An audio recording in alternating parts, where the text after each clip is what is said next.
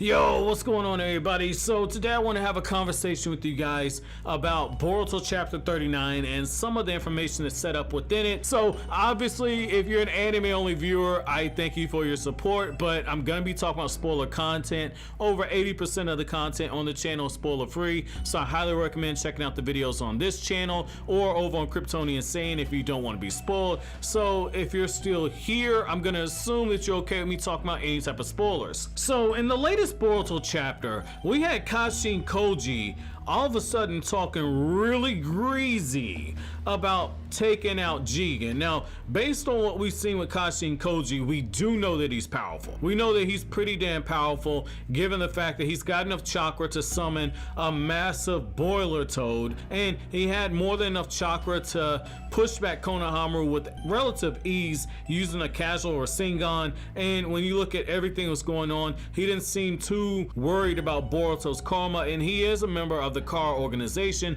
and he appears to have some type of rank over Delta. And given the fact of how powerful Delta is, that she was able to push a suppressed Naruto, it's one of those things where Kashin Koji is clearly really powerful. But now that we've actually seen Jigen's body be able to push itself to its breaking point, all of us know that Kashin Koji, unless he's hiding some type of Super Saiyan transformation, is not going to be able to take down Jigen unless he has Super Saiyan and Bankai and Dragon Force all roll within one. He's going to need those levels of power-ups in order to even come close to pushing Jigen. But at the end of the Naruto and Sasuke versus Jigen battle, we found out that Jigen's body was breaking down. And in this new chapter, we know that Jigen for the next 2 days is going to be essentially handcuffed to that chair that Amato has him in. It's going to take him 2 days for his entire body to recover. And one of the things that really stood about Kashin Koji's whole spiel was he said, I think Jigen's gone back to the base.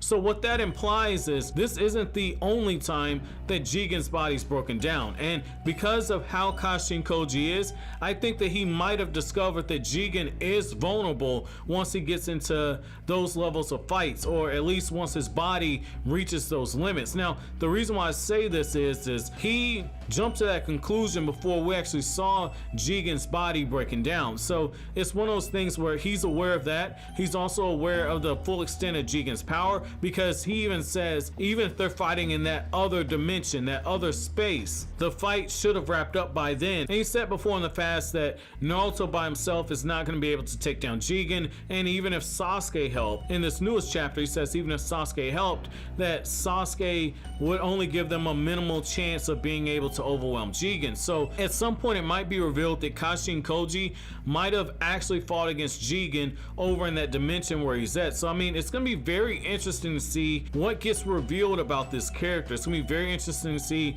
how they go about this. And again, we don't know the full extent of this guy's power, but what I do feel very confident in saying is that even if Jigen is as banged up as he is, and even if we get the revelation that Kashin Koji has been working inside of Kara to play the revenge angle, which at this point does make sense, he does come off like a spy.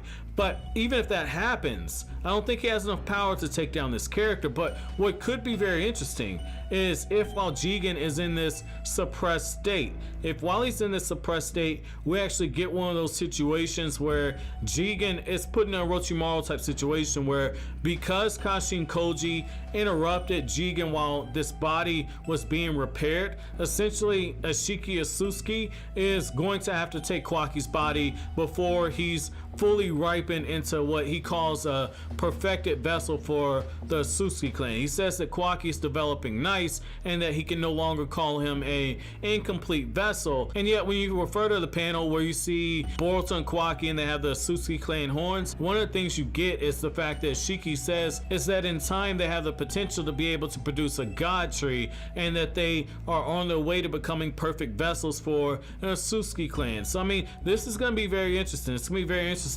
What if this is one of those situations that because Koji interrupted, he does take Kawaki's body sooner. Now, again, like I said, I'm on the fence on that. You know, I've told you guys before in the past that I wasn't sure whether or not Jigen was going to take Kawaki's body, but I mean, it's one of those things you have to acknowledge it now. Like, one of the things about making theories on a manga that is monthly or weekly is that it's fun to make the theories. You might have a lot of evidence to support it, but as you reread the chapters, as you get new information, as new information is being revealed, your theories are changing. You just take the moments where you're a great prognosticator, you pat yourself on the back, and then when you do slip up, you say, hey, it's just part of the game. But I want to know from you guys, do you think that Kashin Koji might be able to take down Jigen, or do you think that his interactions with Jigen is essentially going to cause him to have to take Kawaki's body sooner? Also, Isshiki Otsutsuki can get a better vessel. Let me know what you guys think down in the comment section below, but as always, if you like anything I had to say, don't forget to comment, rate, subscribe, and share. Thank you so much for watching all the way to the end.